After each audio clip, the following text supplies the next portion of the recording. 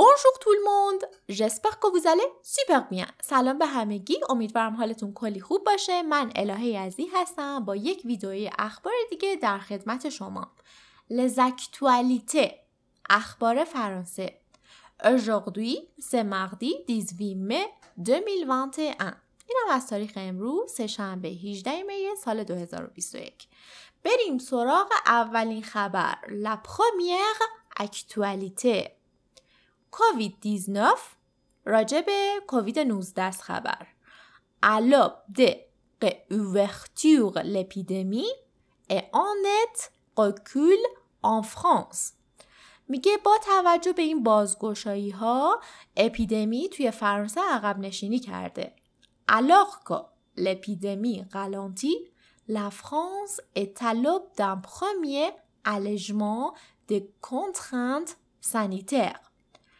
Mercredi, le couvre-feu va être repoussé de 19h à 21h et après 6 mois de fermeture, les terrasses, cinémas, théâtres et musées rouvriront avec des jauges réduites.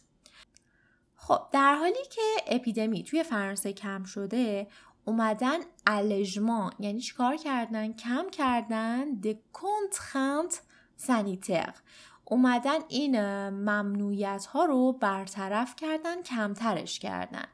و روز چهارشنبه لکوورفو به معنی منع تردده یا قدیم ترها میگفتن حکومت نظامی.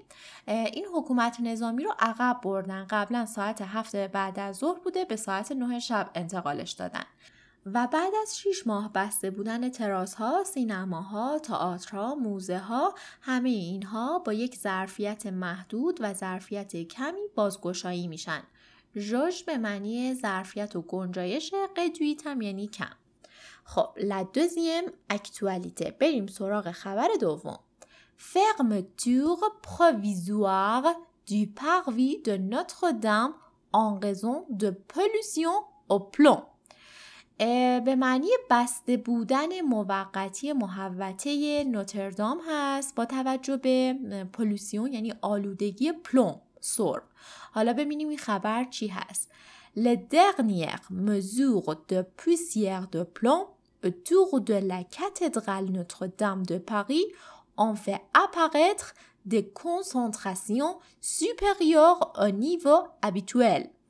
Un arrêté a été pris mardi pour interdire temporairement la circulation des piétons et des véhicules sur le parvis du site touristique le plus visité de la capitale.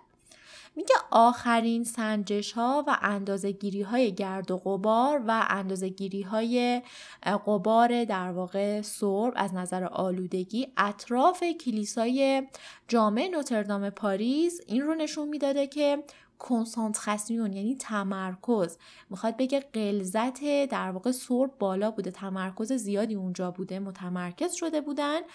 سوپریور au niveau habituel یعنی بالاتر از حد معمولش بوده، بالاتر از سطح معمولش. arrêté به معنی حکم و فرمان و دستوره. میگه یک در واقع فرمانی اومده روز سه‌شنبه که تامپوغرما موقتا گفته چیکار کنین؟ جلوی سیرکولاسیون یعنی رفت و آمد و تردد د پیتون، آبرین پیاده، د ویکول و وسایل حمل و نقل رو بگیرین در محوطه سیت. سیت به معنی منظره و محیط توریستیک هم که توریستیک هم یعنی توریستی که خب le plus visité de la capitale میخواد بگه یه محوطه توریستی هست که خیلی قابل بازدیده توی کپیتال یعنی پایتخت، یعنی جزء پربازدیدترین مناطق و محیط هایی هستش توی فرانسه که بازدید میشه. بریم سراغ خبر سوم. La troisième actualité. Le pass sanitaire, un outil controversé pour sortir de la crise du COVID-19.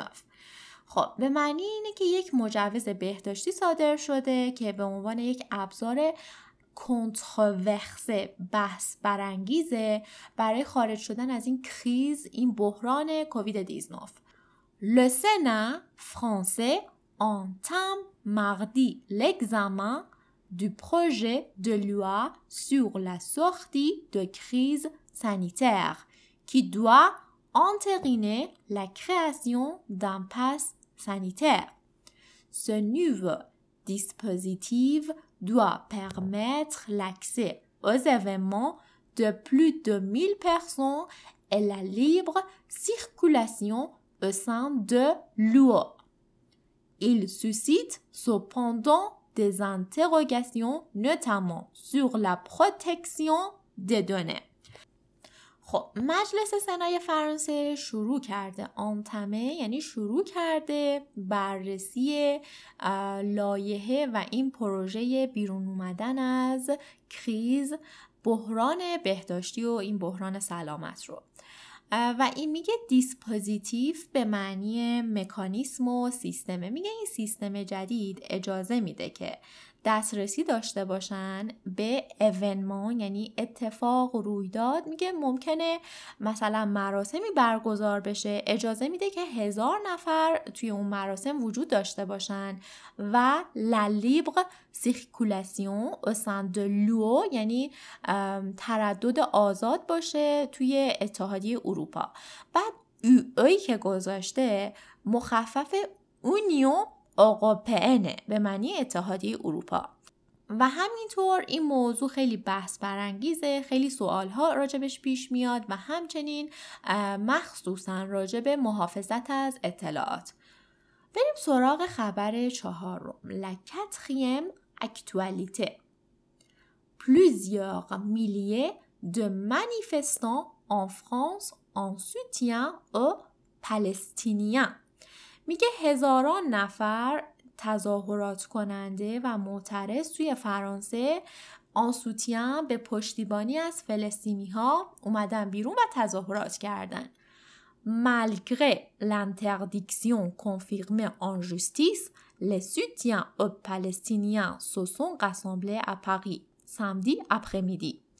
Plusieurs autres défilés autorisés ont lieu à travers la France. Au total, les manifestations ont rassemblé 22 000 personnes en France, dont 2500 à 3500 à Paris, selon le ministère de l'Intérieur. میگه علیرغم مالگره، یعنی علیرغم لانتردیکسیون، این ممنوعیتی که وجود داشته و توی دادگاه تایید شده بوده که تظاهرات نکنین برای حمایت از فلسطینی ها، ولی با این حال مردم توی پاریس شنبه بعد از ظهر جمع شدن و میگه خیلی از این تظاهرات توی پاریس و حتی توی فرانسه به وجود اومده و در کل در کل گفتن این تظاهرات جمع شدن حدوداً 22,000 نفر آدم که 2500 الی 3500 نفر توی پاریس بودن. selon le ministère de l'Intérieur، یعنی طبق گزارش وزارت کشور. خب بریم سراغ خبر آخر. La dernière actualité. واکسن آنتی کووید 19 یعنی واکسن ضد کرونا. Sanofi annonce des résultats prometteurs de phase 2. Sanofi که یک آزمایشگاهی هست توی فرانسه خبر داده و بیان کرده خیلی نتایج حاصل بخش و امیدوار کننده ای رو، رزولتا یعنی نتایج، پرومتور یعنی امیدوار کننده فاز 2 رو. حالا بریم کل خبر رو بخونیم ببینیم از چه قراره. Le laboratoire français Sanofi a annoncé lundi le lancement dans les prochaines semaines d'une étude de phase 3 pour son candidat vaccin contre le COVID-19 développé avec GSK. خب میگه این آزمایشگاه فرانسوی سنوفی اومده خبر داده که روز دوشنبه در هفته‌های آتی میرن روی تحقیق و بررسی فاز 3 برای اونهایی که کاندیدا و داوطلب واکسن هستن و این واکسن با GSK در واقع تهیه شده. Les résultats d'essai montrent une forte réponse immunitaire chez les adultes toutes tranches d'âge confondues. خب میگه این نتایج در واقع آزمایش ها نشون میده رپونس یعنی جواب، یک پاسخ فخت قوی ایمونیتر ایمنی، میگه یه جواب ایمنی خوبی داده، از لحاظ ایمنی خوب بوده. شل ادولت یعنی برای بزرگسالان خوب بوده و تمام رنج های سنی رو هم پوشش میده و تا اینجای کار برای همه خوب بوده. خب اینم از خبر امروز ما. اگر چنل رو سابسکرایب ندارین حتما اون رو سابسکرایب کنین، منتظر خبرهای بعدی باشین، برای من کامنت بذارین، من به کامنتاتون جواب میدم. لایک و کامنت فراموش نشه. مرسی. au revoir.